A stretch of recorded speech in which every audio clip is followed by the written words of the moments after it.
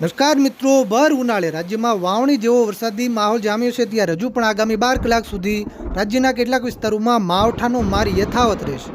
મિત્રો, હવામાન વિભાગની આગાહી વચ્ચે દેવભૂમિ દ્વારકા જિલ્લામાંથી સમાચાર મળી રહ્યા છે, જ્યાં કલ્યાણપુર તાલુકાના ગ્રામ્ય વિસ્તારોમાં કડાકા ભડાકા સાથે ધોધમાર વરસાદ તૂટી પડતા ખેતરો પાણી થયા છે। તો અમરેલી જિલ્લાના પણ અમુક વિસ્તારોમાં ચોમાસાને ટક્કર આપે એવો વરસાદી માહોલ છવાયો છે।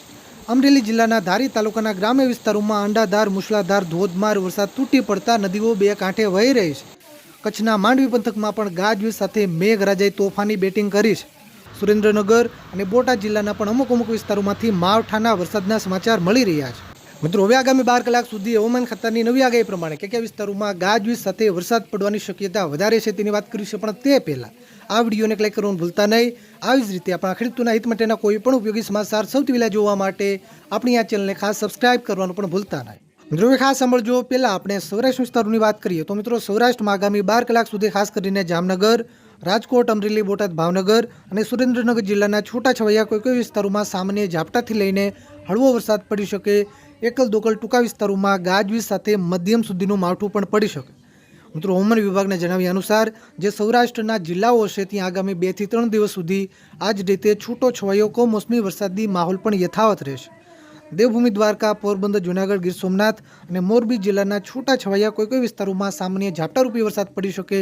એકલ દોકલ ટૂંકા વિસ્તારોમાં હળવું માવઠું પડી શકે। આગામી 12 કલાક દરમિયાન ઉત્તર ગુજરાતમાં સાબરકાંઠા, બનાસકાંઠા, પાટણ, મહેસાણા અને ગાંધીનગર જિલ્લાના છૂટાછવાયા કોઈ વિસ્તારોમાં સામાન્ય ઝાપટાથી લઈને હળવું માવઠું પડી શકે। એકલ દોકલ ટૂંકા વિસ્તારોમાં ગાજવીજ સાથે સામાન્ય કરતાં થોડો વધારે વરસાદ પણ પડી શકે। મધ્ય પૂર્વ ગુજરાતમાં ખાસ કરીને અમદાવાદ, આણંદ, ખેડા અને વડોદરા જિલ્લાના પણ છૂટાછવાયા કોઈ વિસ્તારોમાં સામાન્ય ઝાપટાથી લઈને હળવું માવઠું પડી શકે। એકલ દોકલ ટૂંકા વિસ્તારોમાં સામાન્ય કરતાં થોડો વધારે વરસાદ પડી શકે। આ સાથે ગાજવીજ થવાની પણ શક્યતા છે। મિત્રો, કચ્છના વિસ્તારોની વાત કરીએ તો કચ્છના વિસ્તારોમાં પણ સૌરાષ્ટ્રના વિસ્તારોની જેમ કમોસમી વરસાદી માહોલ યથાવત રહેશે। આગામી 12 કલાક સુધી કચ્છના છૂટાછવાયા કોઈ વિસ્તારોમાં હળવો વરસાદ પડી શકે।